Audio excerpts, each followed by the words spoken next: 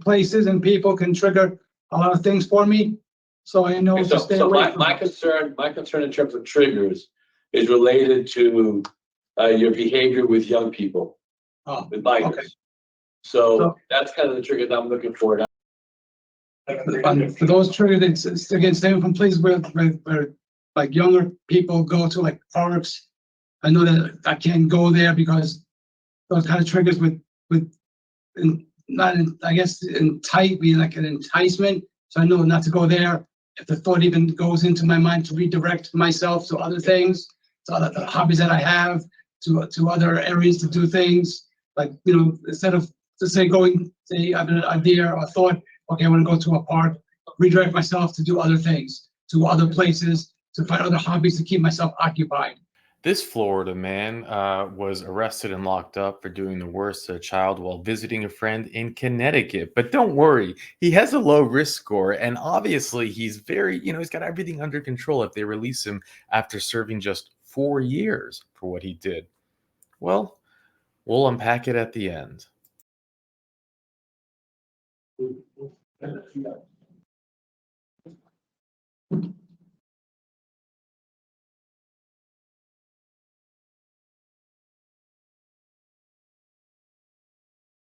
Inmate number for the record. Jason Zaffron, 428-687.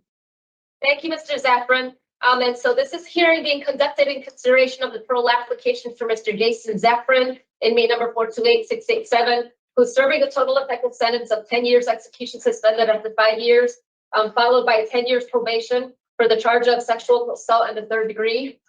As of today, records reflect the parole eligibility date of the 29th of April, 2024. This is at 50% eligibility. There is no victim input in this case. There is an offender accountability plan for this offender. It has been reviewed and shows that the offender has completed on the sex treatment program and apparently continues participating in vocational education programming, computer science. He remains on the Department of Correction waiting list for education, 5 or 7-day job assignment, vocational, and voices. And this is according to the RT3M query. Utilizing the statewide collaborative risk evaluation system, the offender's overall score on the SRT falls within the low range of risk for recidivism. Utilizing the static 99R, the offender's overall score for sexual offense recidivism falls within the low range. All right, Mr. Zaffron, this is now your opportunity to express to the board why you believe you should be granted parole. You may begin. Can I use my paper Yes. to read from? Thank you. Yeah. Okay. Litchfield, being incarcerated has made me realize how much psychological, emotional, as well as mental damage I unnecessarily caused the victim to endure through my own fault, which I take full responsibility for and offer my deepest, sincerest, and heartfelt apologies for causing her undue pain, something the victim definitely did not deserve. Being here and taking the Track 1 program, I was able to open my eyes and help me understand the impact I had through the victim's eyes. Talking about it, writing as well as reading what I wrote gave me a clearer understanding how much pain you can cause the victim to suffer. The more I talked about it and read about it, the worse I felt. The more I cried, the more I realized I hurt an innocent kid who did nothing wrong.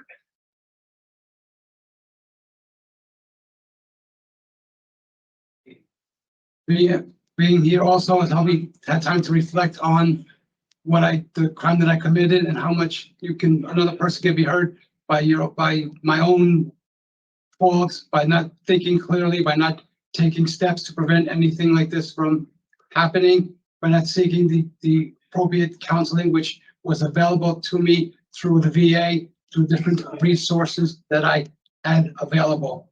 At that, I make no excuses for my actions, nor will I, because it is wrong and will be very disrespectful to the victim. Also, I should have at that point in time really taken a step back and used all the resources that I had, including my family, which I didn't. I wasn't thinking clearly, which is no excuse for my actions, and nor will I make an attempt to make an excuse, because that's just wrong and inappropriate and very, very disrespectful.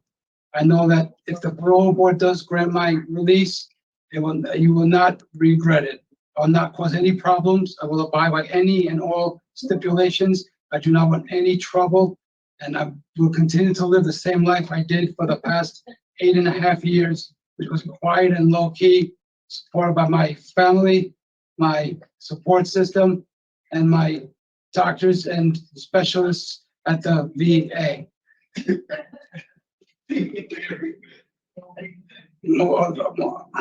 Excuse me.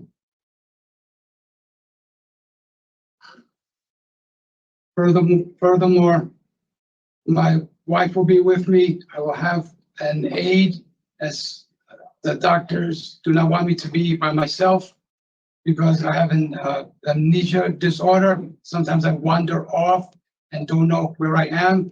So I'll have somebody with me 24 hours a day, 7 days a week, and I can't drive. So being mobile is not an option for me. But I know that what I did was wrong in every way, in every facet, and something that can never and nor will ever happen again, because it's not who I am, nor who I want to be seen as, and it will not be the narrative which my story is not fully yet written. People can change and will change, and I will be the proof that that can happen. When I was in 2017, some family members didn't think that I can actually go back to college at 47, and I proved them wrong. And I want to prove again that I can and will make the right decisions and live the life that a regular person can live with the disabilities that I have. I know that the board will not regret it, will not have to worry about me doing the same or any other type of crime, because that is not in me, nor will it ever will be. I plan on seeing my mental health therapist on a regular. His name is Dr. Ozo, and I can call him or see him anytime I need to at the VA clinic. Is that it, Mr. Zaffron? Yes. All right. Well, thank you very much for your opening statement. You covered a lot of ground there. What we're going to do is we've read about your past before you got here, what you've accomplished since you've been inside. We're going to ask some questions so that we can arrive at your suitability for parole. And then we're going to talk about your case and give you a decision, okay? All right. And we're going to start questions today with Board Member Rodriguez. Good morning, Mr. Zaffron. Good morning, sir. How are you feeling today? Okay. First of all, I appreciate your statement, and I appreciate the remorse you reflected in your statement, which I didn't get a sense of, I'm going to be honest with you, in the documents that I read about you and about this case. So it seems to me that on some level, you've begun to kind of get some insight into your behavior and to the impact of your behavior on its victims, on its victim. So I appreciate that. Can you just, and I don't want you to struggle too much with this, because you seem to be doing some good things in therapy. You've taken the sex offender therapy and program, right? I want you to share with me some of the triggers that you learned about, and how you'll be able to contain those triggers if you're released. Some triggers I learned about are people, meaning being like around large crowds of people and certain places which can trigger things for me, and certain times when I can and cannot go out, where I can and cannot go, and when I can and cannot go. The triggers, I know how to keep them under control, because as I know that there's certain days or certain times or places that if I go, it could have a huge impact on me, not just because of my crime, but because of my issues, the these. Yeah, I got you. You're neurological. Yes, thank you. Yes. And I'm afraid that if I go, I can fall and hit my head, and that could be very bad. Yeah, I worry a lot about those, so I know I have to be very careful of when I go, where I go, and why I go out. So being around those kind of places and people can trigger a lot of things for me. So I know to stay so away my, from. my concern in terms of triggers is related to your behavior with young people, Oh, with minors. okay. So that's kind of the trigger that I'm looking for. And I understand you're Oh. looking for some other things related to your physical condition situation. And I'm more concerned about the triggers around, how you got involved in this to begin with, which was very serious, right? yes, Serious offense and the impact, you've shared it, the impact on the victim is probably going to be lifelong yes. in this particular case. Because not only, was there an act, but there was a rejection after that. So the impact may be even more significant than we can all even think about or realize. I definitely agree. So in light of that, what are those triggers that you're concerned about that you feel you have kind of figured out and would be able to deal with on the outside? And I realize that you're going to have a lot of additional supervision on the outside based on your condition. For those triggers, it's again, staying from places where like younger people go to, like parks. I know that I can't go there because those kind of triggers I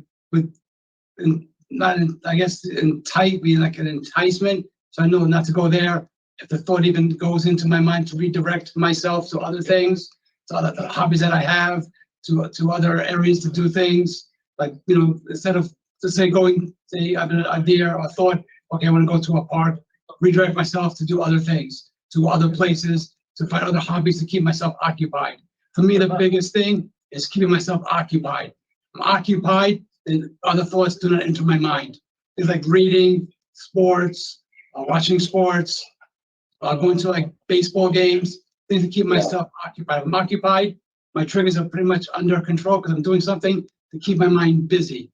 So when I'm not busy, my mind tends to wander and go off on its own little. On its own. Okay, thank you. I appreciate that. It sounds as if you've also have some, because of your particular situation, that there's already some programming outside of, if you do get released, outside of where you are, that you're going to be involved with. Oh, most definitely. Has that been arranged? Yes, my doctor in the VA, the mental health doctor, is going to see me also, and I talked to him, but not now because I'm not allowed to because it's not through corrections. But I was seeing him before I came in, and he was very helpful. I talked about my case and my charges, so I will continue to see him. And if you are required to attend additional programming if released, how will you be able to get to that programming since you're not able to drive, correct? But yes, so my social worker and my fiduciary will set up transportation. I didn't know that I have that available. So I have transportation that they'll bring me to my appointments. And then I can take me there and they'll make sure I go there only and then come back. Another trigger that I have to concern with is being like around like large crowds where people gather. But then my head starts to turn and then I start getting ridiculous, inexcusable thoughts. So I know to stay away from those things too. Because again, if I'm occupied, doing the other things to keep me occupied, like I like to read. I know these books sound weird, it sounds kind of geeky. I like to read about like UFOs and stuff. If I'm keeping myself occupied with those kind of books and reading, my mind doesn't wander. It focuses on one thing. I know it's weird and geeky, but it interests me. It's fine. It's reading. Yes. Thank you for your answer. Just a couple of other things. You haven't taken voices yet. No, I tried 10 times. I tried 14 times. I begged them and I pleaded and I asked them if I can please take it on my own. But each of the 14 times they told me no, not yet. And I tried in Osborne on June 22nd. 2022 all the way until January this year. And I keep being told no. But if the board says I can go home, then I would sign up right away and I will go and send papers to show that I am there and I am taking active the classes. I tried to take it 14 times, but each time Dow told me no. Yeah. Well, that may be something you may want to continue to advocate for if you can. The other thing is because you have no disciplinary reports. No. And how did you manage to do that? I can carry myself the same way here as I do at home. Quiet, professional, respectful, courteous towards everybody, no matter who it is. Just the same way I'm at home. I'm respectful with everyone. I'm pleasant, but not overly pleasant. I'm cordial, but not overly cordial. And I read and watch TV and call my family, and Yeah. that's pretty much how I am at home. And you were in military service, so thank you so much for your service. So thank you. All right. I don't have a whole lot of other questions at this point. You've done pretty well with your education. You've worked to try to get your degree in. Yes. You've done very well. I don't have any additional questions. Mr. Chairman, I have no other questions at this point. Listen, thank you so much for answering my questions. And I hope things go very well for you in terms of your condition, and I hope that all gets, taken care of. Whatever happens today. Thank you. Board Member Dark. Good morning, sir. So just help me out. So I see that you still get services through the VA, but you want a halfway house either in Waterbury or Norwich. Is that Yes. correct? Yes, sir. So were you using the VA prior Yes. to your incarceration? Where, in West Haven or Newington? No, my VA was in Fort Lauderdale on Commercial Boulevard. I live in Florida. I live in Florida. Oh, okay. Explain something else. So you talked about your support system, about your wife. Why didn't you go back and live with your wife? We were going to go back to Florida, but I didn't want any problems with the parole board, so her and I decided to stay out here because we wanted to avoid any trouble.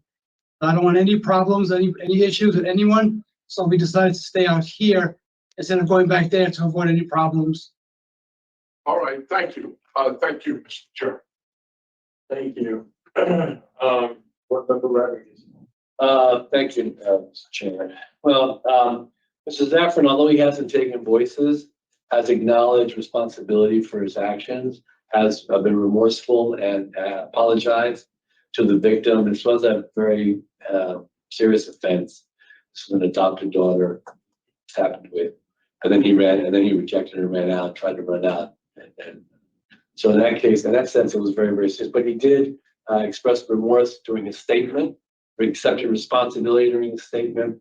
He seems to have a plan around his therapy on the outside. He's talked about his social worker and stuff being able to take him to his therapy sessions. I believe he would be attending his problem with sexual behavior in the community if released today.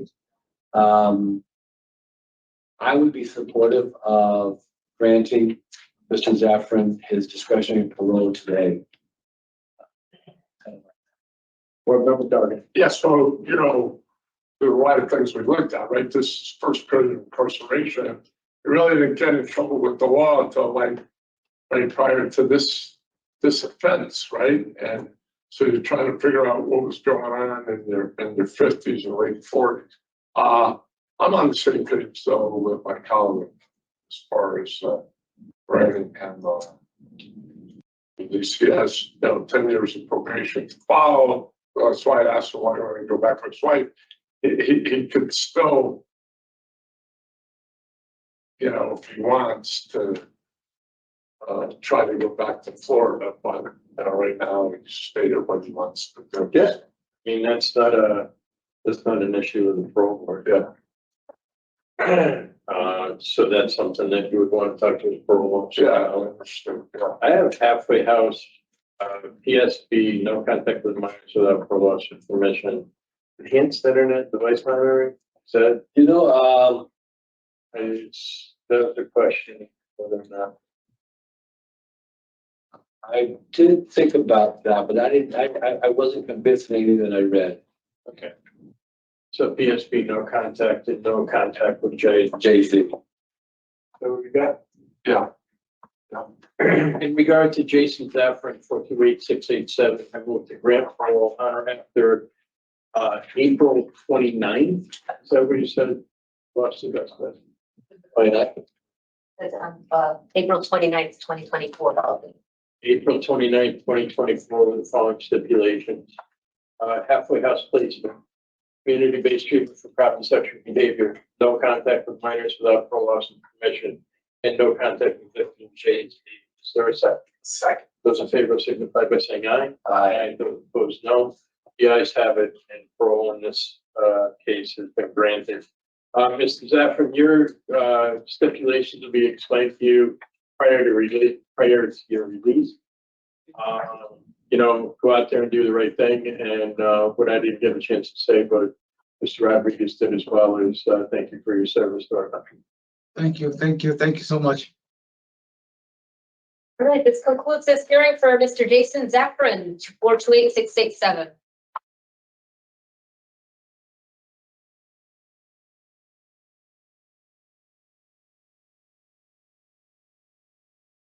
Oh, You know, these hearings would be funny if they weren't so terrifying. It's like, well, what are you going to do? What are you going to do when you get out to make sure this doesn't happen again? Well, I'm not going to go to parks because I get triggered in parks, and I'm not going to go out where there are people, aka children, because I get triggered around that, and I'll just keep my mind busy. I'll watch sports and I'll do stuff to make sure that I don't do this again. Do you know what he did? He's from Florida. He was visiting friends in Connecticut when he when he sexually assaulted a 15-year-old girl. 50 years old at the time. He was charged with third-degree sexual assault, enticing a minor, and a sex act, and illegal sexual contact. This is full-on sexual assault of a minor. Police said that he was visiting the victim's family when he managed to get the girl alone. They said he pinned her against the wall and told her he wanted to have a baby. He wanted her to have his baby, is exactly what he said. He then told the girl, there are two ways this is going to happen. One, willingly, or two, I will take everything away from you until it become willingly, police said. Police said Zaffron then began fondling and kissing the girl. This is a 15-year-old child. She's doing whatever a 15-year-old child does when this monster shows up and does that. The trauma, and he gets a 10-year sentence, although 5 is suspended. And after 2018, 19, 2021, he gets 4 years. And what do you hear? A low risk score. Who's surprised? I mean, come on. Why? It's kind of a low risk score because there's like obviously a low chance that he's ever going to hurt another child. It's so clear because, you know, I know that we don't have the PhDs from Harvard or Yale or whatever.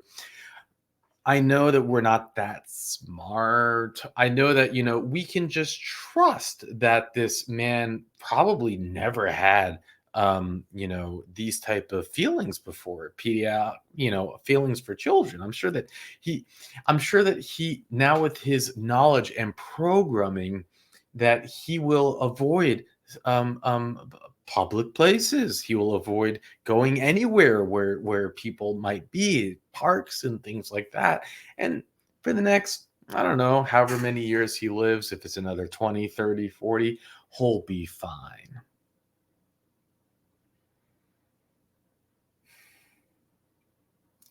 It's like, yeah. I didn't want to say I'm going back to my wife just because, you know, I didn't want to make any problems with parole. I wonder what type of research they do. Do they take the time to say, well, maybe his wife actually doesn't want anything to do with him. Maybe she's like in midst of filing a divorce. I mean, I don't feel that they put in their goal is to parole in Connecticut. That's what I do feel. Now we would have seen this parole probably anywhere. That's just the bottom line. But think about that you serve 4-year sentence for doing that. I mean, we're not surprised. We've seen it so many times. It is what it is. Anyways, thank you, Richard, for the info, and with that, I'll let you go. And we're back. Hi, guys. I know from, I guess, a lot of demand, Mama Do is back to share us with her graces. I wasn't sure if I would have her back after all those comments where I'm swinging way above my weight and whatnot, but okay, I hear it. The comments are really, really sweet. I don't believe that comment to be true. No, the comments were really sweet. Yeah, they were. And anyways, we're not just back because Mama Do is here to say hello. We're all actually back to show a miracle. Not a miracle. It's really, the company is Rose Forever, New York, and they really delivered because they are still alive and kicking.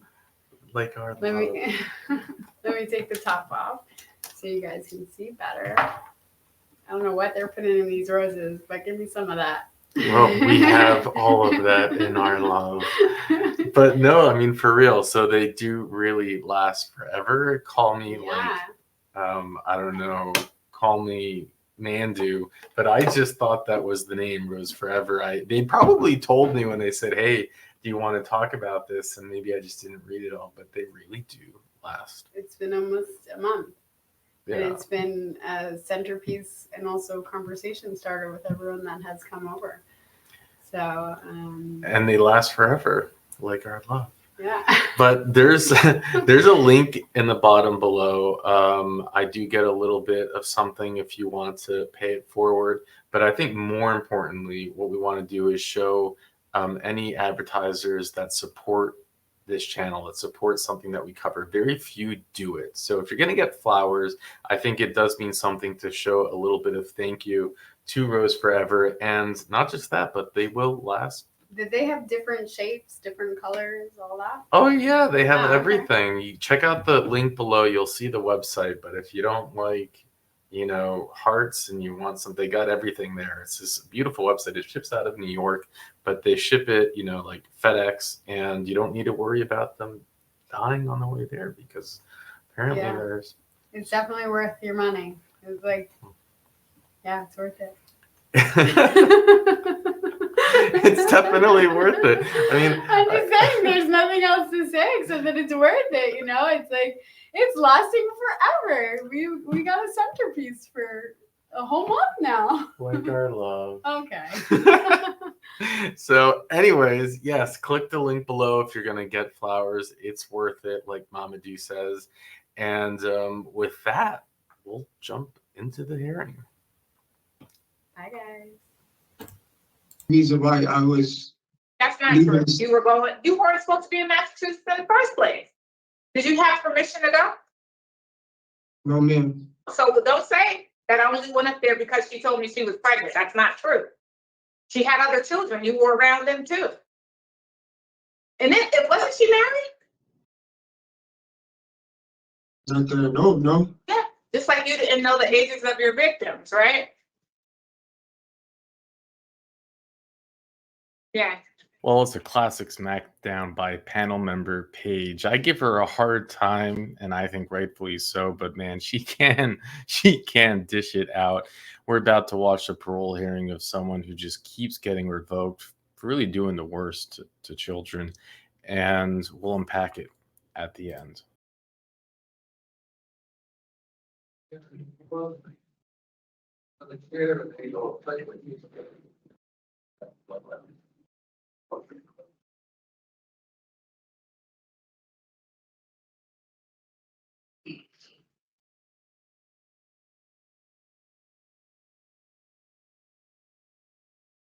Good afternoon.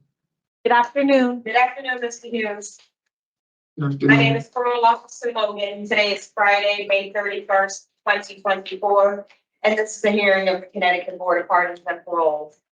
Following board members requested this afternoon by stating their names on the record, certify they have reviewed all statutorily required documents and available pertinent information in preparation of this hearing.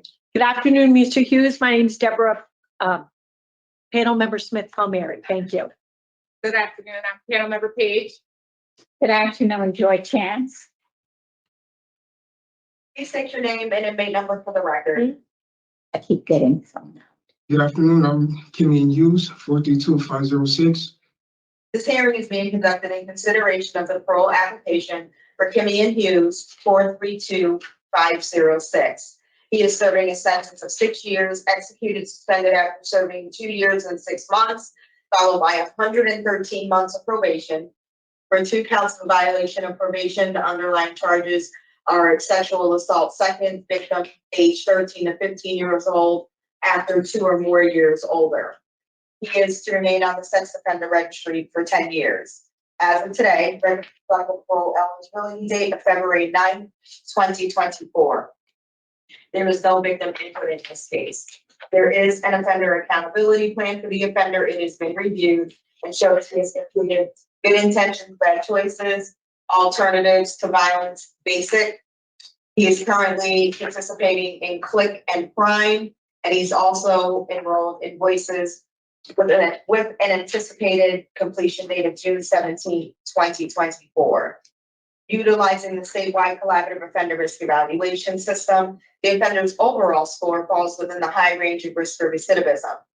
Utilizing the static 99R, the offender's overall score for sexual offense recidivism falls within the low to moderate range. Mr. Hughes, this is your opportunity to express to the board why you believe you should be granted parole. You may begin. The reason why I feel like I should be granted parole is because I learned a lot being incarcerated. I learned a lot from my mistakes. I have so much that I want to accomplish in life. I'm going to go back to school. I'm thinking about starting a business. I have a daughter that I want to continue being in her life. I want to continue taking care of her. But just being in here just taught me a lot. Like taught me how to deal with certain situations, how to avoid conflict, how to deal with all types of altercations and stuff like that. And I'm just ready to go home. I just did a lot of thinking, a lot of changing, a lot of reevaluating and everything, and I feel like it's time. Okay, Mr. Hughes. So why don't we ask you some questions? And at the end of our questioning, we'll get some more information. And at the end of our questioning, we'll deliberate about your parole today. Okay. All right, panel member Yes, Page. ma'am. Thank you, Madam Chair. So, Mr. Hughes, the good thing is that you're just 27 years old. You don't have an extensive criminal history. You have completed a number of positive programs, and you have not received any disciplinary infractions. However, you've been serving this period of probation now for a few years, and you keep violating it. Why can't you comply when you're on probation? Thing is, I can't. I was just caught up in bad situations where I lost my job. I wasn't mentally in the right place, mind state. But it's not hard for me to apply. Like I can do everything to make sure I abide by every rule necessary. Okay. I'm not. You can abide. Is that what you're telling me now? Yes, I can. Okay. So you were out in the community how long before you violated this probation? I would say a year. No. I would say no. No. No. not even 7 months. And you were doing everything that you were not supposed to be doing. Going out of state, being around minors, you know, having smartphones, with talking to several girls, and you know you're supposed to report, you know, your intimate partners or the people that you're in relationships with, you know, talking about you got the girl in Massachusetts, you were going to New York, that had someone in Massachusetts pregnant. But whatever happened to that baby? He ended up losing a baby. That's the only reason, like when I found out she was pregnant, that's the only reason why I was. That's not leaving. true. You weren't supposed to be in Massachusetts in the first place. Did you have permission to go? No, ma'am. So don't say that I only went up there because she told me she was pregnant. That's not true. She had other children. You were around them too. And then, wasn't she married? Not that I know, no. Yeah, just like you didn't know the ages of your victims, right? Yeah. It's a lot of minimizing, a lot of poor decision making, a lot of non-compliance. Why can you comply in the facility, but you can't do it in the community? I can't. I just, Choose not to. it's not that I chose not to. I just wasn't thinking clearly. I wasn't, Why? Why weren't you thinking clearly? Were you using drugs? no, ma'am. So what was influencing you not to think clearly? At the time, like I didn't have my daughter around. That was my reason of wanting to keep going and stay out of trouble, but I just wasn't. Yeah, you weren't staying out of trouble though. That's what you're failing to understand. And do you have your daughter there with you now in prison? No, I speak to her on the phone. Do you have her with you right now in prison? No. Could you speak to her on the phone when you were out in the community? Yes. Okay, well, I don't see what changed. You're not with her now. Does she know you're in prison? Yes. Does she know why? Yes. What'd you tell her? Everything I would able to tell her. Right now she's only 7, so I just want to what she could really understand. You know, it's difficult for us to look at your file and say, well, please, let's give Mr. Hughes an opportunity out in the community when you have not been doing what you're supposed to do when you've been out there before. You're asking for parole right now and you can't even finish probation. You were discharged from the CTPSB in June because you weren't complying. I don't understand what it is that you're hoping to get from parole supervision, because it's not easy. And unlike probation, when you're on parole, they don't need to go before a judge. They don't have to write up a whole report to just show that you were not compliant. They can go wherever you are and find you, lock you up, and bring you back. So all this dilly-dallying, going out to New York and Massachusetts and being around kids and all of that stuff, that's not going to happen on parole. You understand that? Yes, ma'am. Yeah, because they will bring you behind right back. All right, I'm all set, Madam Chair. Thank you. So, Mr. Hughes, since you've been in, you've taken a couple of programs. You took the Good Intentions, Bad Choices program, the short-term sex offender treatment program. Is that your first time taking those programs? Alternative to violence and sex. Yes. It's your first time in prison taking the short-term sex offender treatment program? No. No, you've taken it before? Okay. Yes. Did you learn anything different in it this time? Yes. Can you give me a couple of things that made you learn that are different?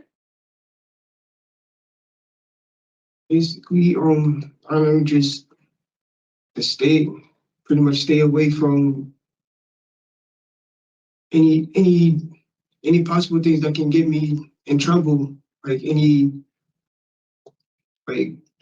situation that kids involved, any situations where there might be possible kids,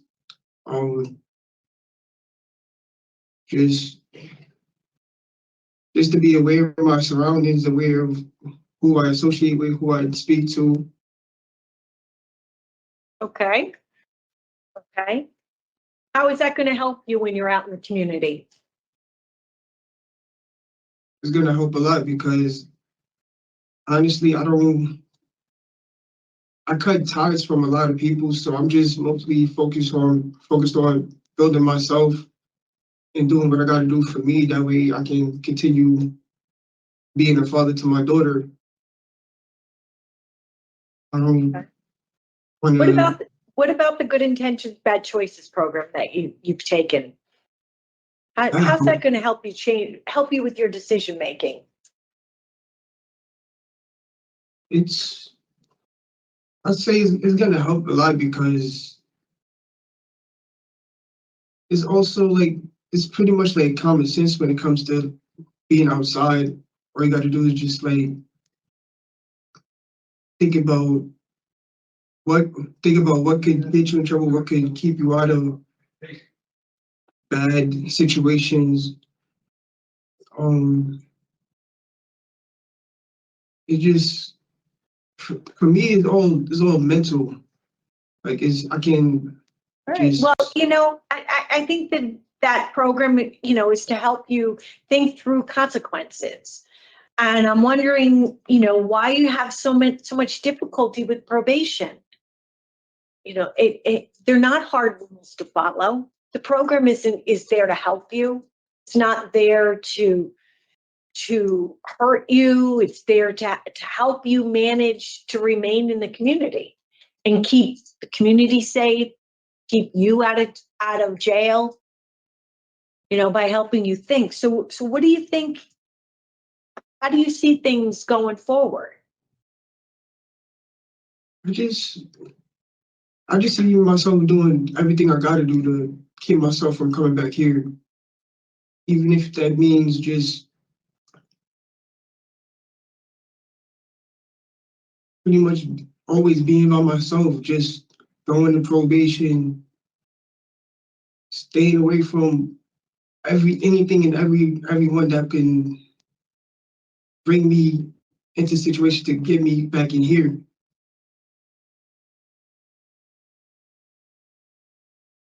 Just all I gotta do is just stay focused, and that's what I'm gonna do. I just want to stay focused. I mean, you've got 10 years to be on the sex offender registry. You've got 113 months of probation. Did you figure out how many years that is? 9 years, 4 months. Yes.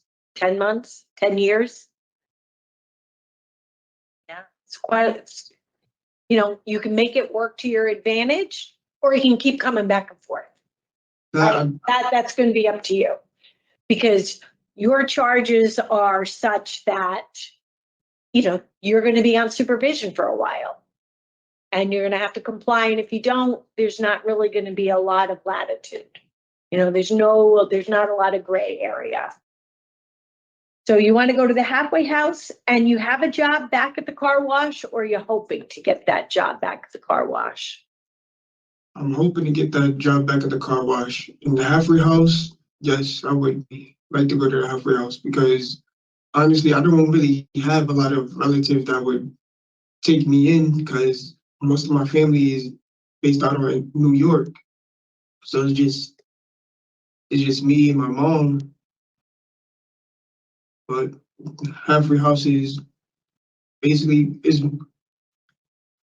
I would say it's more helpful because at the end of the day, I would have to work and report back to the halfway house, which it won't prevent me from getting into any trouble, keep me out the way, and just help me build up everything I need to build, like for housing, help me get a car, everything I need to do just keeps me motivated. You have a couple letters of support from people in the community who think that, you could do well. Thank you. Ms. Chance? All right, so we're going to deliberate about your case now. Just give us a few minutes. Panel Member Page? Madam Chair, this is a very young man who's out in the community thinking that he could really do whatever it is that he wanted to do while he was under probation, the supervision of probation. I went over some of the positive things in my discussion with him, and I think that those truly outweigh his negative behaviors out in the community. And to his credit, he did not receive any additional charge. He was just violated for not complying. So I will support his request for discretionary parole. I think that discretionary parole before he starts probation would be good for him. He'd be forced to finish the program. His sentence expires, my numbers show, in April of next year, and hopefully he'll be able to complete sex offender treatment out there and finish the remainder of it well on probation, hopefully. Okay, thank you. Ms. Chance? Agree. Okay, and I agree as well. Conditions, halfway house, problem sexual behavior treatment and no contact with minors, and no victim TS or MM. Yes. Yeah. Anything else? So in the matter of Kissimmee Hughes, inmate 432506, there's a motion to grant parole on or after May 31st, 2024, with the following stipulations: halfway house placement, problem sexual behavior treatment, no contact with minors without parole officer's permission, and no contact with the victims, TS or MM. Do I have a second? Second. All those in favor? All right, so this is your opportunity to put forth what you think you've learned. Thank you. Show you can follow the rules, otherwise we'll see you back here. Thank you. You're welcome. Good luck. I did today's date, yes. I will take Omar. I really don't even know what to say. It's like they don't bring up any of the actual crimes that he did. It's just like, well, you violated this way, you violated that way, you're on your phone, you're doing this, you're doing that. I mean, like, they dish it out, but they also just forget the fact that they even bring up that main charge that he's initially in for. We really have no info on it. This doc that Richard found is about just some other crime that we really don't hear anything about in this parole hearing. Police are investigating whether gunfire that left a home damaged on Thursday evening is connected to a stolen SUV that the police encountered Friday morning. Other than a television set, there were no reported injuries or damage from the shots that were fired into the home on Horseshoe Drive.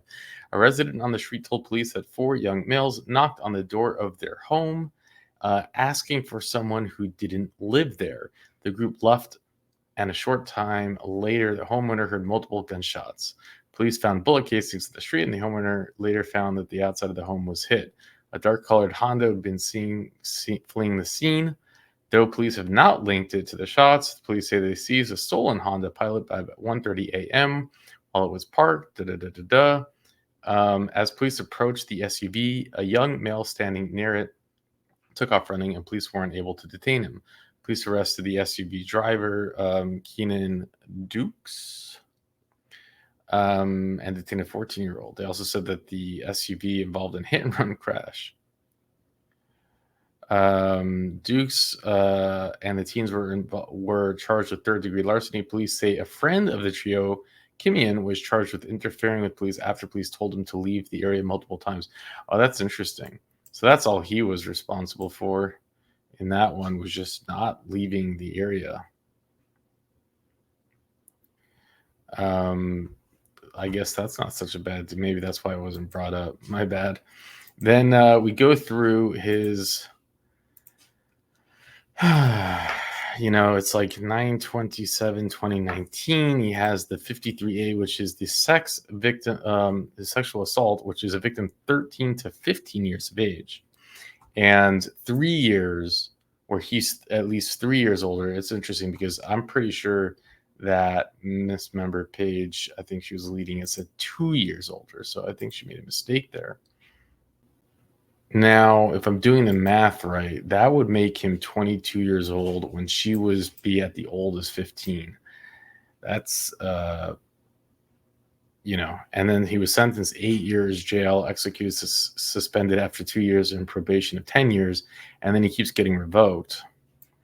He's revoked for leaving the state, being around children, all that good stuff, right? And here's the interfering with the officer, which is interesting. So there you have it. I liked him in terms of, I thought he was respectful. We're so used to seeing, it was more like a Louisiana hearing. We're so used to seeing folks that are just not respectful at all. And in these hearings, and he was, he's like well-mannered, seemed like a nice guy and everything. I don't know what the answer is for these type of things. What can you do? What can you say?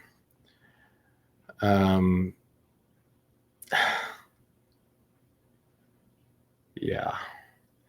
Well, if he does get revoked, we'll see his revocation hearing. Maybe he'll get the best public defender in Connecticut. Get him out again. With that, I'll let you go. Well, I thought we would finish off on a good note. So we'll hear a story from my grandfather, who is very proud that he just re-upped his license, which he's very excited about. So we'll hear that story. With that, let's jump in. Going to be a momentous time. What? Getting your... to get your driver's license. Right. Yeah, and I knew that they were going to give me an eye test. However, I had recently gone to my eye doctor, and he gave me a letter saying that I could drive without glasses. Whether they accept it or not, I don't know. So I arrived there at 9:01. To the 9:02, they called me to the booth. I couldn't believe it. What, the DMV? Yep. 2 minutes? You only waited 2 minutes? 2 minutes. I was there. Well, I was there early in the morning. I got there, a lovely young lady said, I'm here for my renewal. That's a little early, but I'm going up north. And I thought I would get it before I come back, make sure I have coverage. She says, fine. Do you have your old license? Yes, ma'am. I gave her my old license. And she said, let me ask you some questions. Do you take drugs? Have you fainted lately? Are you that? No.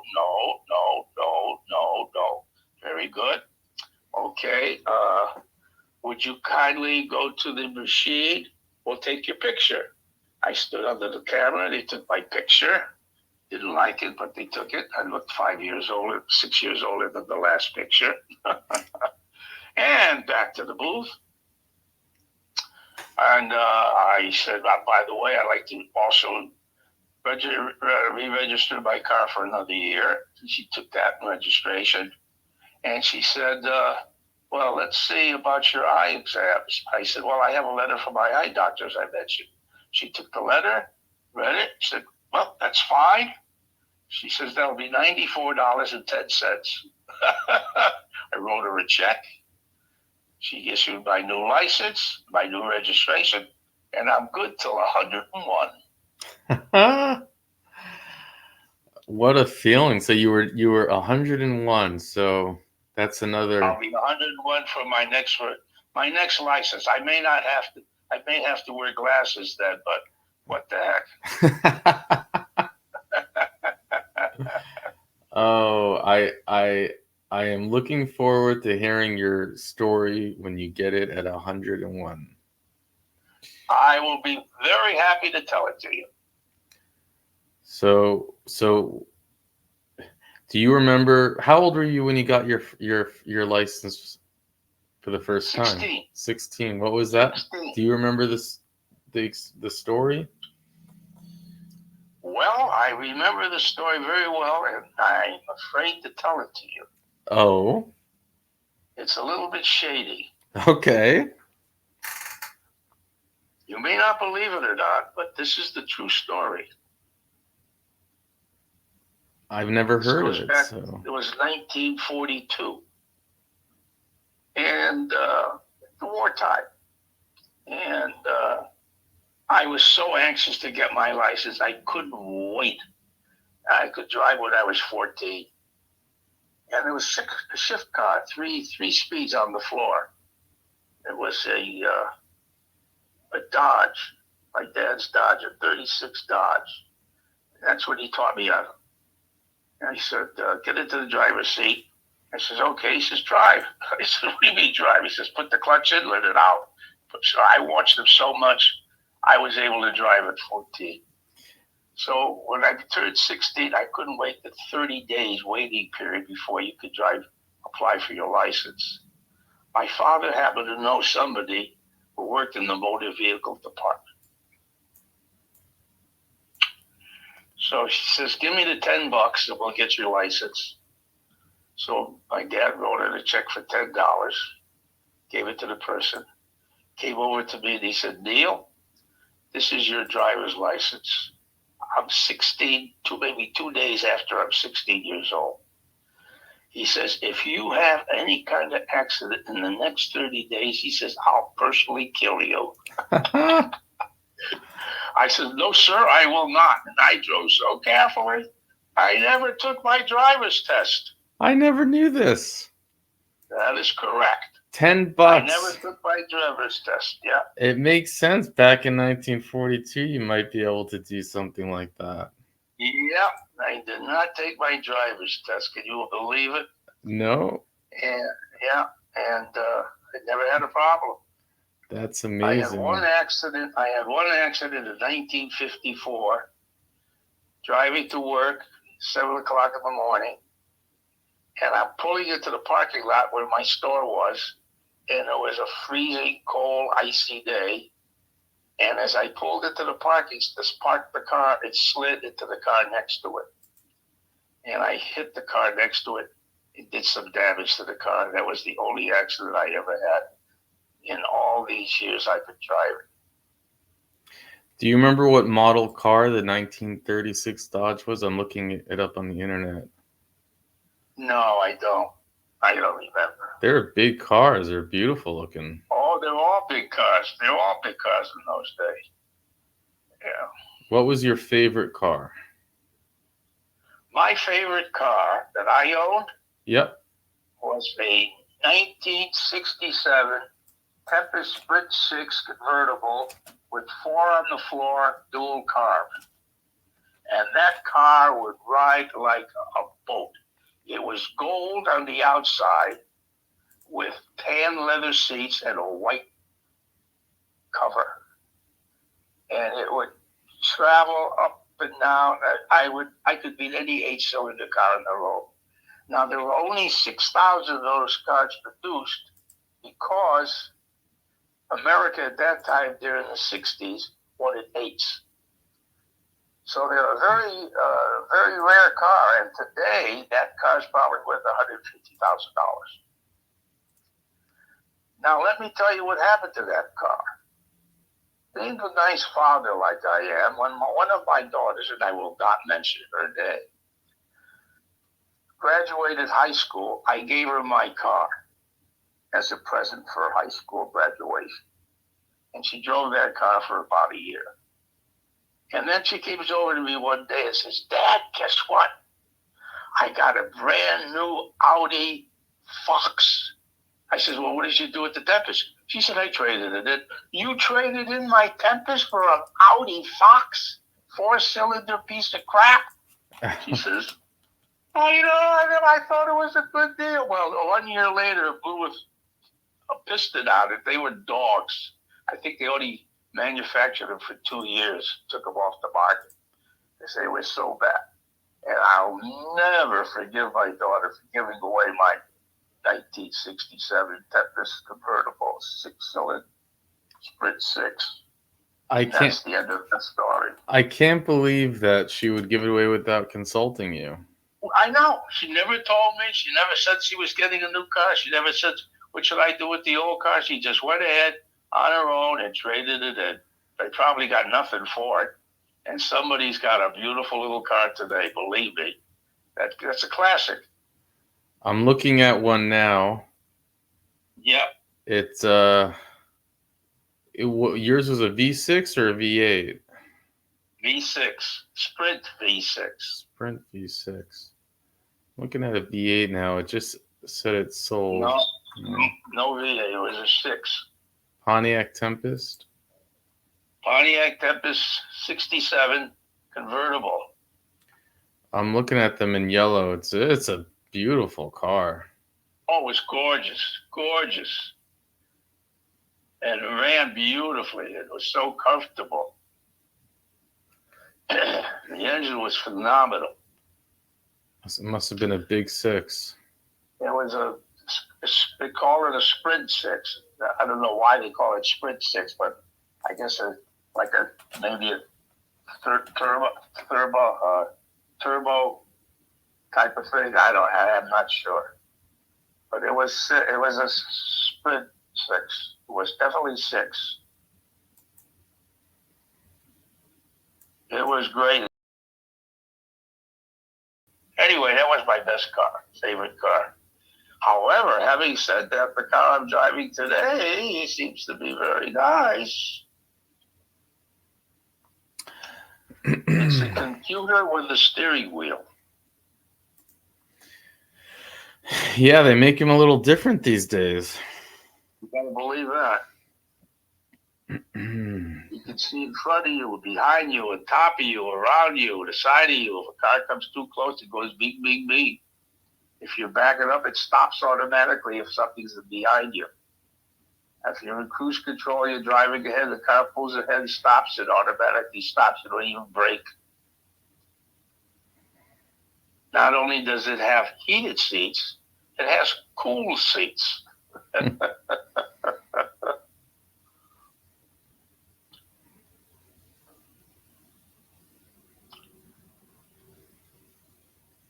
And it moves. When you need to move it, you just press that accelerator down and she'll move out.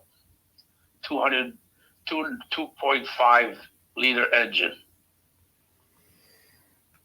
4 cylinders. And I average about 29 miles to the gallon. City driving. It's pretty amazing. It is. It's an amazing car. It's got the full moonroof, tinted windows. Radio is phenomenal. GPS is unbelievable. Details.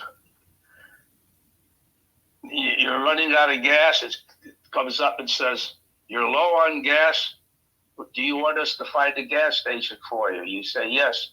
It shows you all the gas stations within the vicinity and tells you the price of the gas. You decide you want to go to the Gulf station, you press the Gulf station, and up comes the directions on the GPS and takes you right there.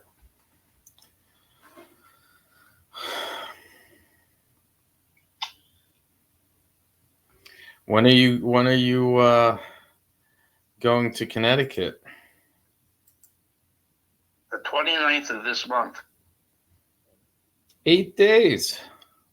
Yep. Wow. I'm gonna have to start packing pretty soon. Wow. Yeah. And there you have it. Another story from Grandpa Do. I forgot to tell him not to drink the water, but I think by now he knows. He lives in a beautiful part of Connecticut. It really is like angelic. It's it's where he goes in the summer for a few months a year, and like I had said, he did raise my mother there, and it's right by the submarine base. It's overlooking the ocean. He still goes out at 95 to swim every morning in the ocean, and I have a lot of memories there. I don't know if I'll make it down there this year, but I'll certainly try. And if I do, maybe I'll do a live stream from Connecticut with a bottle of water. Anyways, with that, I'll let you go.